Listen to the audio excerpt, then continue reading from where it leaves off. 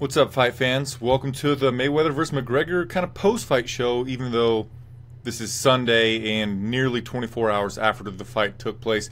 My name is Flyin Brian J. Thank you so much for joining me. Of course, below me here, I want you to vote for what you think or whatever, what you want next for the notorious Conor McGregor. Do you want him to go back to boxing again, maybe fight Paulie Malignaggi? Do you want him to go back to MMA and defend a freaking belt for the first time in his life? A lot of options over there.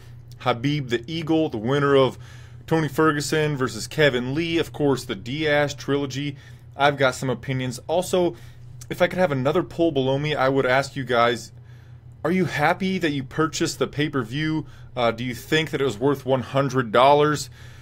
And so forth. So, of course, if you don't know already, Floyd Money Mayweather finished Conor McGregor at 105 of round number 10 via TKO. Conor McGregor didn't get knocked down or anything like that, but he just basically didn't defend himself after the very start of the round. Conor McGregor came out in the 10th. Mayweather got into the shell defense like he does. Conor unleashed a couple of punches on the forearms of Mayweather, and then he was just tired as fuck, basically.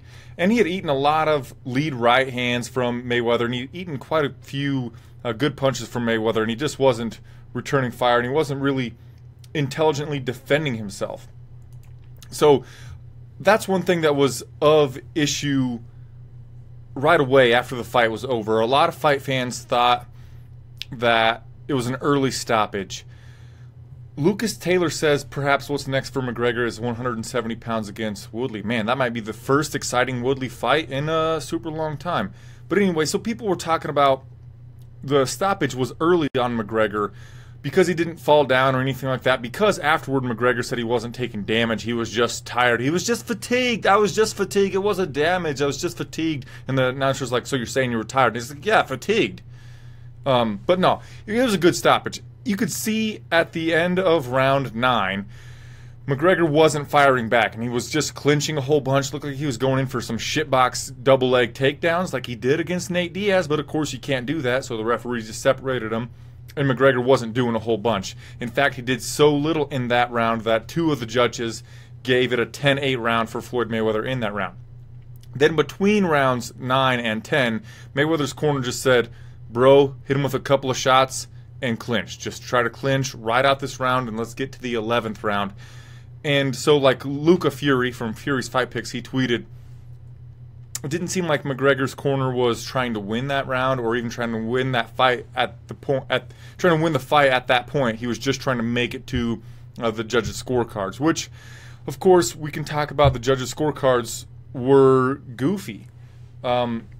Brandon Klaus says, how about them hammer fists? They were odd, but if you listen to a lot of the high-level MMA analysts talk about the referee, Robert Byrd, in the lead-up to this fight, they said that he would allow more dirty boxing than a lot of other referees would, so that would benefit Conor McGregor there. And Conor would get him in the clinch, and then Mayweather would turn his back to Conor, and Conor would hit him with some hammer fists, back of the head, side of the face, and the referee would be like, no, no, no, don't do that, Conor. And he said that like at least 10 times. I might be exaggerating a bit, but at least 10 times the referee was like, Conor, you can't do that, buddy. Without like saying, hey, you do that one more time, I'm going to take a point, nothing. Just so Conor just like, fuck it then. You don't warn me for a point taken away, I'm going to keep doing it. That was super odd, but the judges' scorecards, I was watching it live. I definitely gave the first 3 rounds to Conor McGregor. Floyd wasn't returning fire. He's being mostly defensive, and it was like, holy shit, Conor McGregor's doing the damn thing out there. This is really interesting. And I debated giving him round 4 as well because it was super close. It was the closest round up to that point, of course. And I checked Twitter, and the big guys like Luke Thomas and some of the guys from Bloody Elbow, they were split on if they were giving the 4th to McGregor or Mayweather. I leaned with Mayweather, and that's ultimately what it ended up being. But the judges had, one judge gave the first 3 to Conor, and the other 2 only gave him the first round. But man, I thought the first 3 were clearly Conor McGregor's. And then I was thinking, if the fight would have made it to the judges and it was close, like maybe Conor thought that he won round 8, I think it was. and I think some of the MMA journalists thought that he did as well. If we would have gone to the judges and we saw what the MMA journalists would say was a robbery, that would have been fucking awful. So luckily, kind of, if you think about it in this way, it was good that Mayweather finished the fight so that we didn't have to deal with a lot of controversy today. And instead, we're talking about Conor McGregor put on a phenomenal performance. And I tweeted that he had a very respectable, a very honorable performance. He represented the sport of mixed martial arts very well, despite saying prior to the fight that he did not want to be representing mixed martial arts. He was representing himself. But sorry to inform you, Conor, like MMA was cheering for you just because MMA. Donato Regina says, dude, Floyd gave him them rounds. And you know, at the time, I'm thinking, Conor's doing it. He's really surprising Mayweather. Conor could win this fucking fight. You know, you get that little, like, joy in your stomach, and I've got this anxiety twisting about. And then post-fight, you look at it, and it's like, okay, yeah, especially when Floyd said that was the game plan. He didn't say rope-a-dope, but I thought that in my head as well. I was like, is he just rope-a-doping him? He's just trying to get Conor tired, and then he's going to turn it up later? And we thought that might happen. Going into the fight, we thought Floyd's going to take 3 to 4 rounds, kind of download what Conor's doing and then turn it up. That's kind of what happened. But I didn't think he would just let Conor tee off on him early. And Paulie Malignaggi, in an interview afterwards, said, look at those punches. There was no pop on them whatsoever. Conor wasn't hitting Floyd with a lot of power. There were a couple of shots that seemed to land with good power for Conor McGregor. There was a counter uppercut, left-handed uppercut, that landed pretty flush, that really bounced Mayweather's head back. There were some good body shots in there, which one of them might have hit Floyd in the dick. But anyway, the referee, Bird, didn't call it. And I was like, oh man, oh my gosh. And like everybody I was watching with got up off their seats like, holy shit, is Conor actually hurting him? And then Floyd was just complaining for a dick punch. But that was exciting there. I forgot to mention at the top of the show how I watched the fight card. I watched with a bunch of friends. I was camping at a lake nearby where I live last night. And one of the people had a projector and they just projected it onto the side of the camper. On the back of the camper, actually. So we had about 32 people watching on this camper. And there was a gas station like across the street behind us. And there were people watching our fucking projector on the side of the camper from across the street. So that was really cool. Anyway, I'm all over the place. Weary, I'm not going to even try to pronounce your last name, my friend. I'm sure it's, I don't know. He says Conor did really well. Christopher Flint says, I think a power puncher would KO Conor much faster. That's something that you could start noticing at the end of round 4, where Conor was not doing very well defensively at all. Hands low. He was showboating a little bit, which I really love because that's what Conor McGregor's known for, his bravado, the hand behind the back thing like he did against Eddie Alvarez. He did that. He did some shuffling. Conor did really good at switching stances. And you're going to notice that I'm talking about Conor McGregor most in this because he's what I care about most about this fight. I'm a mixed martial arts fan. I don't really care about boxing. So for me, I'm just here for Conor McGregor basically. And in the end, whether Mayweather gave him those early rounds or not, I think he did a really good performance, and it was rather enjoyable to watch that fight. Later on, hopefully I can remember, I want to talk about the entire pay-per-view portion, which was 4 fights, and the pacing of that. There were some issues with UFC.tv and Showtime streaming online where their servers were crashing or something, and anybody that paid with UFC.tv, that crashed completely, and they were just fucked. At one point, Daniel Cormier tweeted that it crashed on him, and I was relaying that information to the people I was watching the fights with, and they're just like, really? Oh my gosh, we've already watched these 3 fights that we don't care about at all. We've been on the pay-per-view portion for 3 hours, and now they're going to delay it for unknown amount of time, and they were just putting a lot of filler and a lot of fluff on it, and that kind of sucked. I saw somebody mention, well, I'm going to talk about the payouts, and then I'm going to talk about what I think should be next for Conor McGregor. So the disclosed payouts were, I think, $100 million for Floyd Mayweather, disclosed money before pay-per-view points, before we know how much money was made or how much revenue there was from the pay-per-view, and Conor McGregor, $30 million. And I forget which article it was that I was reading, but they were predicting that there would be like $400 million to split between the two guys, and then so Floyd would get like 380 and Conor would end up with like $140 million or something like that, which that is a huge potential paydays. And that leads me into what I think is next for the notorious Conor McGregor. And geez Louise, he could probably make a lot of money against Paulie Malignaggi.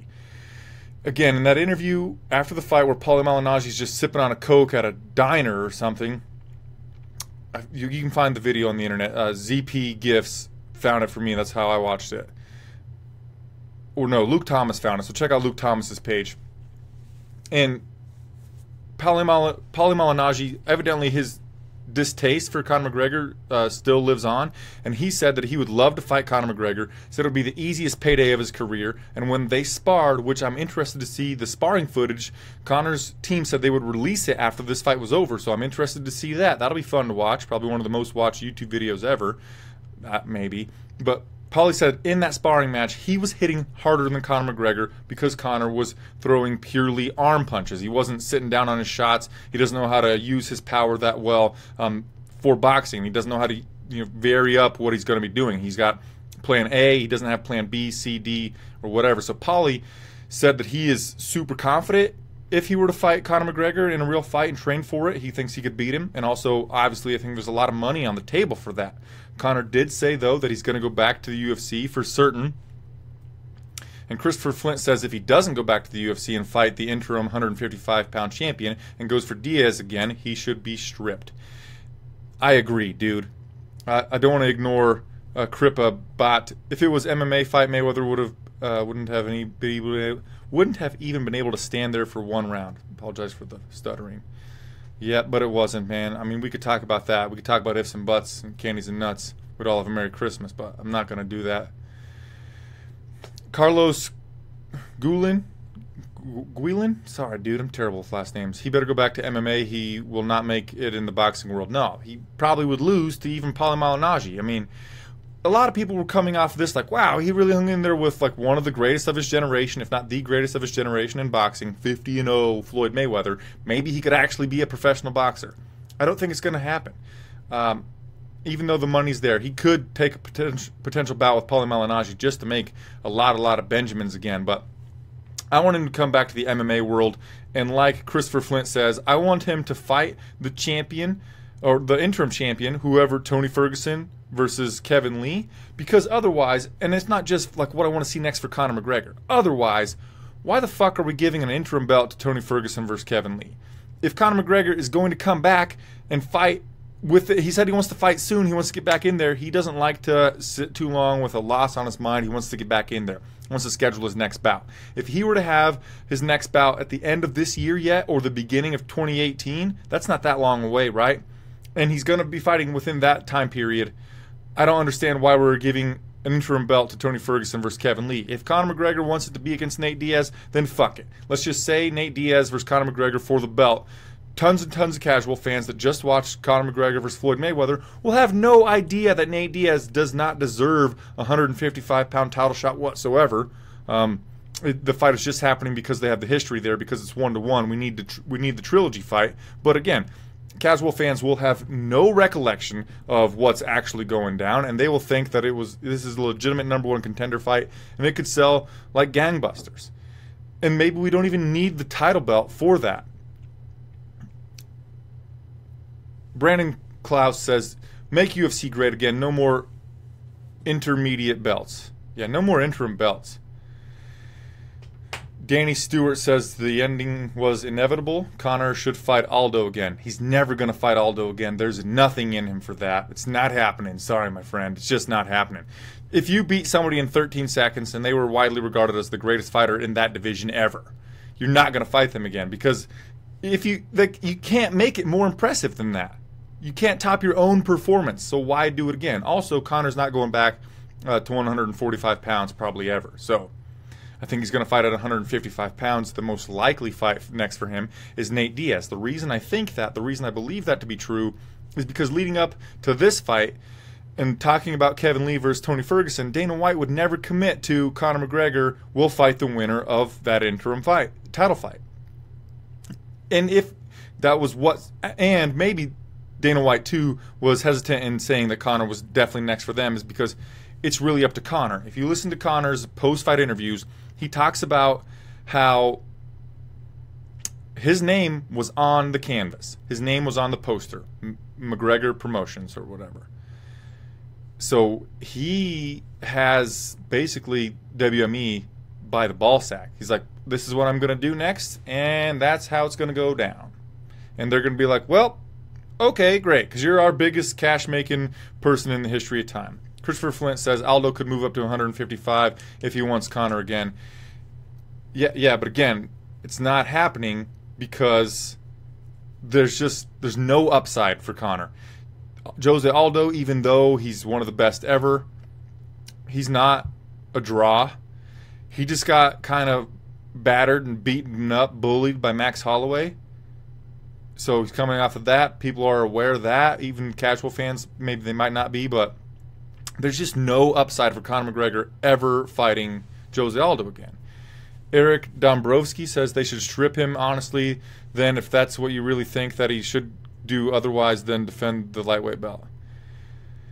Joshua Bushman says, I want to see who the better fighter between Conor and Nate. Joshua Bushman, yeah.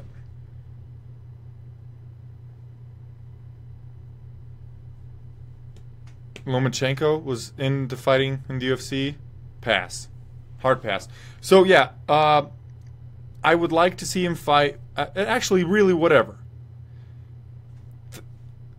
I have to pause for a second because I know we're talking about what we want next for Conor McGregor. Diaz, Nurmagomedov, Tony Ferguson, Kevin Lee. You know what? No matter who he fights next, the guy could fight a fucking paper sack. The guy could just be like, hey, tune in on September 15th, and I'm going to shadow box for 15 minutes. And that fucking thing would probably sell more pay-per-views than Demetrius Mighty Mouse Johnson could sell against Henry Cejudo, against Little Pettis. It's crazy. My point is, no matter what Conor McGregor does next, you're going to tune in. You might not buy the pay-per-view, but you're at least going to illegally stream it. So, whatever. But my preference is, I would like to see first. I mean, the crazy thing is we need the Diaz trilogy. We need it. It's definitely necessary. And I would favor Conor McGregor at 155 pounds because I think that at 170 pounds with the more water in Diaz's brain, he's more durable. At 155 pounds, I think that Conor has a more likely chance of knocking him down, perhaps knocking him out. In an ideal world, I would like Conor McGregor to fight the winner of Kevin Lee versus Tony Ferguson, which in this ideal world, that is Tony Ferguson who wins that fight. Conor McGregor fights him. Conor McGregor finishes him. And then we can have Diaz-Conor McGregor 3 for the belt. That's my ideal world. And then Conor McGregor retires. And I'm going to get a lot of weird looks because why would Conor McGregor retire? He's a young man. He's at the top of the game. One reason I want Conor McGregor to retire early, even if he were to just get one defense or maybe after the Diaz trilogy, is because in the history of mixed martial arts, how many people have left while they were on top? One. George St. Pierre. And he's coming back. So he's just negating leaving on top. Even though everyone thinks that he lost to Johnny Hendricks, he won officially and he left.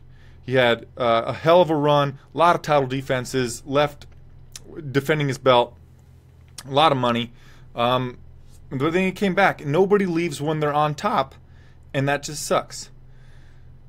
Lance Justice says he's going to fight GSP after the Bisping fight. He's never going to defend, only money fights. I'm not saying you're wrong, Lance, but let's just try to compress or try to digest how crazy that would be. I say it's crazy because, let's say, I know he's a big underdog. We're not a big underdog. I could check real quick. Let me check. George St. Pierre versus Michael the Count Bisping. I think GSP's the favorite over Bisping. So GSP's minus 140 favorite over Michael Bisping at UFC 217 November 4th. Holy shit. So let's say GSP is the 185-pound champion of the world. And then we could possibly give Conor McGregor a middleweight title shot Goes from 145 pounds all the way up to middleweight for a title shot. I don't see it happening. And Eric Dombrowski doesn't think that he should retire anytime soon.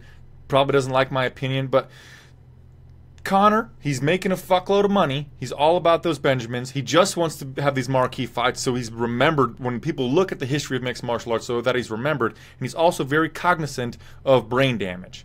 You have to remember, it was one of his teammates, Ward, Brendan Ward, right? No, what the fuck's the guy's name? That, killed a guy in a cage, and Conor was their cage side, and he's expressed how that affected him mentally and stuff. So he doesn't want to take damage. He's just there for the Benjamins. A couple of marquee fights. He could leave leave on top before something like... Because when I think of guys that stick around too long, I think of Anderson Silva, Chuck Liddell, obviously Rashad Evans. I don't want Conor McGregor to turn into something like that. That would just be awful. Keith Derrick Friesen. Is it possible for McGregor to fight 2 more UFC fights, then pursue some boxing fights? Absolutely, that's possible. Christopher Flint. I'll come back to you, Keith. Christopher Flint, GSP at 170, Silva at 185, and then Jones when he comes back in 3 years at 205. Hilarious. Yeah, good one, Christopher. I mean, back to Keith. Is it possible for McGregor to do that? I got 3 Facebook notifications. It's odd for me. I get like 1 a day. It feels to me like anything is possible with Conor McGregor. When he first called out Floyd Mayweather, everyone's just like, nah, not fucking happening. All this shit always gets talked about, never happens. What happened last night? Conor McGregor boxed Floyd Mayweather. Conor was 0-0. Floyd's 49-0. We thought it wouldn't happen. It happened. So, like in combat sports, anybody could win. A single shot could end a night. Somebody could break their leg throwing a leg kick. Weird shit happens. And the impossible is not impossible. And with Conor McGregor, impossible doesn't even exist, it seems. He comes in, he says, I'm going to knock out Jose Aldo in the first round. And we're like, all right, dude, let's chill out a little bit. Bam, 13 seconds. What? He comes in, and right away he's like, look, man, I'm going to take the world by storm. We're not here to take part. We're here to take over. 2 years later, he's boxing Floyd Mayweather. So it's just, guy is unreal. Andy Kehoe says, why not Khabib the Eagle Nurmagomedov for Conor McGregor next? The reason why we're not going to do that is because Khabib has missed weight at least twice. Well, not missed weight, but like he wasn't going to make weight. He had to be taken to the hospital for his last scheduled fight against Tony Ferguson, and he's missed weight one time before that. And with Conor McGregor, you're gonna put a lot of promotional dollars into a fight with Conor McGregor, and if you're gonna put all of those dollars in, and then you have this high risk of Khabib not like showing up and being able to fight that day, so you're building a pay-per-view because it's gonna be a marquee pay-per-view with Conor McGregor, and then like his dance partner can't show up, and then like best case scenario you bring somebody in on short notice like Nate Diaz, and then well, look how that worked out for him the first time. So the reason why we're not going to stick Khabib in there is, or at least until Khabib can prove he can make 155 pounds, is because he could ruin a marquee pay-per-view by just not beating the scale. So we can't have Khabib fight Conor next, unless that's what Conor wants. Unless Conor says, fuck it, we'll take Khabib, we'll take him at $160. I just don't see it happening. Eric Dombrowski says, either way, yeah, Conor's going to end up having a great career. It's already one of the greatest careers there's ever been. I mean, last night alone, he made more money than, like, Anderson Silva made in his entire mixed martial arts career, probably. Right? Because Anderson Silva, in my opinion, is one of, if not the GOAT, one of the GOATs, if not the GOAT. And he was making, like, $600 to show up, $800 if he were to win, so like he was a $200 bonus for winning. And Conor made $160 million last night. So yeah, I mean he's already had a great career, especially speaking of that, I'm going to go on a rant here. I know my shows are all just about rants, and Eric Dombrowski, give it up for both fighters last night, of course, man. Both guys performed really well. There was like nobody lost last night. MMA looked good. Conor McGregor looked good. Floyd Mayweather got his 50th victory, and obviously he looked good. He got his first finish in like 11 years or some shit like that. So, yeah, everybody just turned out really well. Next thing I want to talk about is Conor McGregor's status. Before I say that, if you don't want to listen to any of my shows all the way through on Facebook, you can subscribe to MMA Mania on iTunes, SoundCloud, Stitcher, wherever you get podcasts. You can find me. Just search for MMA Mania. Now, Conor McGregor's status among the elite of the GOATs. The TBEs, the best evers. The greatest of all times. So yesterday, after the fights were over, I mentioned that I watched with like 30 people, and like there was only one hardcore fan there. And that was me. So the rest of them were casuals. And nothing against casuals, but as soon as the fight was over, one guy said, "Wow, look what Floyd Mayweather did to the greatest UFC fighter of all time." And he's like, obviously Conor McGregor is the greatest fighter to ever step inside of the octagon, to ever do mixed martial arts. He's obviously the greatest, without a doubt. There's no one even close. And I was like, what? And I had to say something. I said, first of all, you're wrong. And he said, oh yeah, who do you think is anywhere close? I said, well, for starters, let's name a single fucking guy who's ever defended a belt in his career. And he's like, well, what about the 2-division champion thing? I said, BJ Penn, Randy Couture. Next question. What's Conor McGregor's current like win streak? Well, it's like 2-1. He's 2-1 in his last 3 fights. Isn't that correct? Lost to Diaz, beat Alvarez. Okay, now let's look at some other guys. Let's look at even Demetrius Johnson isn't like regarded as the greatest of all time, but he's like right there for pound greatest right now. The dude has 10 title defenses and never had a fucking close fight at 125 pounds. That right there is way more impressive than like what Conor McGregor's MMA career has been. Yes, it is crazy that Conor McGregor is the first person to ever have 2 belts simultaneously. And it's nuts that Conor McGregor gets all these eyes on the sport and the things that he's able to do with that left hand. But there's just people out there with way better resumes. John Jones, if he wouldn't have had all the bad shit happen to him, John Jones is what? What's his record? Let me look this shit up. John Jones' professional record is 24-1, or 23-1, which really, that's fucking 24-0. And 16 of those are via finish. Dude's never been defeated. So, like, right there, he's better than Conor McGregor in the all-time category. But then, all right, so we're taking some points away for John Jones for testing positive for cocaine, for turinabol, for the estrogen blocker, for T-boning the lady, for getting a DUI, for having suspiciously low testosterone the first time he fought Daniel Cormier. All right, so we're going to give him a break. Now, Anderson Silva, who had tied for the most title defenses ever, he had a 15 or 16, I'm pretty sure it was a 15-fight win streak. Within that win streak, he had one fight that was a catch weight because a guy missed weight, so he really should have 11 title defenses in a row. And then he also had 3 fights against light heavyweights where he finished them brutally in the very first round. Or not brutally, but like magnificently in Anderson Silva fashion. So that right there is better than Conor McGregor. And then the list goes on and on and on and on. In the GOAT discussion, I love Conor McGregor as much as the next guy, but I just don't believe that he is even in the top 6. And I can't, like, it's mind-boggling how Conor was able to brainwash an entire section of sporting fan base, combat sports fan base, into believing he's the greatest mixed martial artist to ever step in the octagon. Blows my fucking mind. And back to some questions. Andy Cohey would like to see George Masvidal fight Conor McGregor at 170 pounds. Christopher Flint says Silva is his GOAT. Hey, look at that. If you're on the podcast, I just pointed to the Anderson Silva MMA History Today, The Art of Fighting poster behind me. So, yeah, big Anderson Silva fan. Masvidal versus Conor would be really fun, but again, it would be...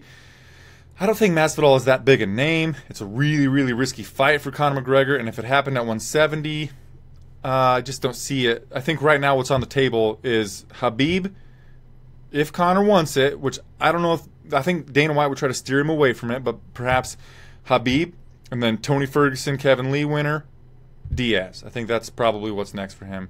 Eric Dombrowski says perhaps, what?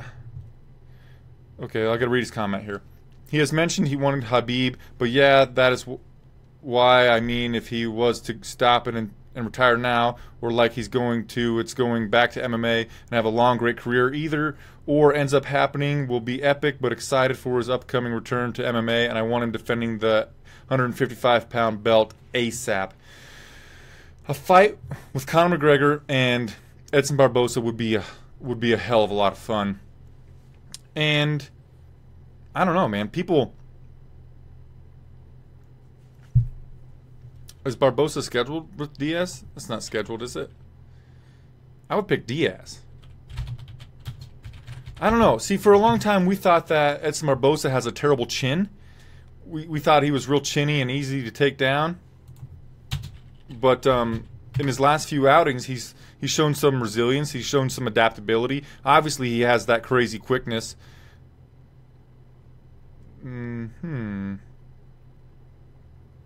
Is that fighter booked? I'm going to click on it. Hold on a sec. Thank you guys for sticking out or hanging out with me and sticking around for so long. I appreciate you all a lot. I really do. That's Barboza. Oh, spelled Barboza wrong. What a dum-dum. Yeah, that fight's not booked. No way Barboza will kick his way to the top. All right. Donato Regina just made me think about Nate doesn't check low kicks. Barboza's got the quickest, the most thunderous low kicks in UFC history. Of course, he's the only person, I think, to have two TKO victories stemming from leg kicks. So he could probably stay at a distance and chop Nate down. But if that suspect chin were to ever come back for Barboza, the long, straight, rat-a-tat-tat punches and bunches that Diaz would put on him, I would question that. I like it, though. Sounds like a fun fight. Sounds like a really fun fight. Nice call, guys. Eric and Donato. Anyway, I don't know what else we need to talk about, really. Oh, yeah. Going back to the Mayweather versus McGregor pay-per-view portion, I would give the entire thing a C and not worth $100, in my opinion. I know I'm going to be met with a lot of hate for that, and you guys just won't agree with me, but coming from MMA, again, I'm an MMA fan. I don't really care for boxing because boxing just seems so fucking limited. When Conor was tying up with Mayweather there a whole bunch of times, taking his back, I was just like, go for the double leg, get him in a guillotine. And I don't know, that's casual fan stuff, and I didn't say it out loud. I thought it in my melon. But it just seems like, oh, nope, can't get too close to him. You can't wrap your arm around his shoulder. It just seems so limited that I'm just not a huge fan of boxing. So for me, the undercard, not the undercard even, but the first 3 fights on the pay-per-view, I just wasn't into it. And then they took 3 fucking hours. 3 fights took 3 hours. We complain a lot as mixed martial arts fans about the FS1 pacing. And that was way worse. 1 fight per hour is god-awful. That is terrible, especially when it's pop, clinch. Nope, don't do that. Pop, clinch. Nah, come on, guys. You got to pull it apart. Fuck, dude. And then there was so much fluff between it. Like, we've already bought the pay-per-view. You don't have to sell us on Mayweather vs. McGregor anymore. Let's see the fight fucking happen. And then, of course, we haven't really talked about UFC.tv crashing. I mean, I touched on it, but that's terrible. And I'm wondering if that's going to affect pay-per-view buys. You have to think it is a little bit. So that made the pacing even slower, made me wait super long. Like, this fight card, the main card started at 8 my time, and Conor didn't start walking out until like 11:15. Jeez and Pete's, that is a long fucking time to be sitting there. And then again, I was with a ton of just casual combat sports fans, and they're like, what is happening? What's going on here? So, and I did not give a fuck about the 3 fights before that one. So I'm saying that I'm giving the card a C. The main event was a lot of fun. That's an A, but then the other stuff just really held it down for me. And I've seen some projections for the pay-per-view numbers, and they think that it's going to be right up there with Mayweather versus Pacquiao. But what's interesting is Ariel Helwani asked Leroy Eberle, that's his name? Eberle, anyway. That's his name? Sorry, I'm not very well prepared for this. Ebersol, right? Ebersol? No. What's his name, guys?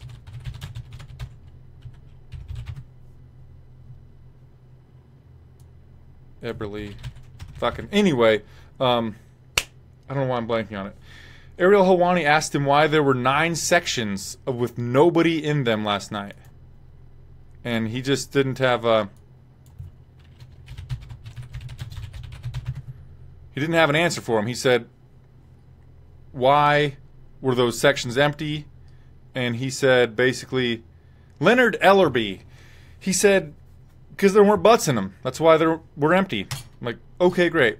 So he just didn't want to answer the question that they didn't sell it out. It was a 20,000 people capacity arena, the T-Mobile, and they only had 14,000 people in it. Thanks, Christopher. So that's not good, but I think the pay-per-view numbers will be strong. But I'm interested to see if the UFC.TV going down and Showtime Online going down and people struggling to even get in there to be able to purchase in this fight in that location will affect the pay-per-view buys. And I'm super excited to see the numbers. I'm really excited to see or learn how much exactly somebody's going to estimate these. So you can't say exactly estimate, but how much somebody's going to estimate these guys made in their respective wallets for the fight. Spencer Gilchrist, what about George St. Pierre come out of retirement and box Conor again? You know he's coming out of retirement to fight Michael Bisping on November 4th, right? We already kind of touched on that. Ryan Philippi. What's up, Ryan Philippi? Conor McGregor is an actor, not really a fighter. Nah, I don't think that's true, but anyway, I think we've probably touched on everything that we need to touch on. Numbers are dwindling, but I appreciate you all for hanging out. Really, really do. Truly appreciate you guys. Like my Facebook page if you have time. One more thing. Donato Regina says, well, pay-per-view had to be high because live stream was shut down. I was filming on Facebook Live and got shut down by Facebook. Yeah, that sucks, man. UFC badly needs more stars. Jones was the only other one. Yeah. But I'll touch on this and then we're going to get out of here. People always say that. Oh, the UFC doesn't have any stars anymore. When Chuck Liddell was getting knocked out a bunch. Oh, the UFC's out of stars. The MMA's gonna fucking suck. They're going downhill. And then what do? We just reload. It happens every time. Sure, Conor McGregor might be the peak, and we're not gonna see another Conor McGregor anytime soon. But somebody's gonna come out as a star. Perhaps Kevin Lee beats Tony Ferguson, and he's a pretty good talker as well. He finishes fights. Perhaps he turns into like a Mayweather for MMA. Perhaps it could happen. It's just, we're going to reload. We're going to, come back. It's not like MMA's hurting right now. And besides, what do we care if WME IMG makes a lot of money? We're still going to watch fights, y'all. We're all fight fans. Anyway, once again, please like my Facebook page, my name. Just click my name in the description of this video. And then follow me on Twitter at Flyin Brian J. Subscribe to MMA Mania on SoundCloud, iTunes, Stitcher, all of those podcast places, just one of them, wherever you get your podcasts. And also think about subscribing to us on YouTube. Again, thank you all so very much for joining me. I'm going to get out of here. I will be back later this week with my prediction for Stefan Struve versus Volkov. And then I'll be here on Saturday morning to do my UFC Fight Night. What is it? UFC Fight Night 115 pre-fight show where the main event is Alexander Volkov versus Stefan the Skyscraper Struve. So I'll see you guys later this week. Namaste.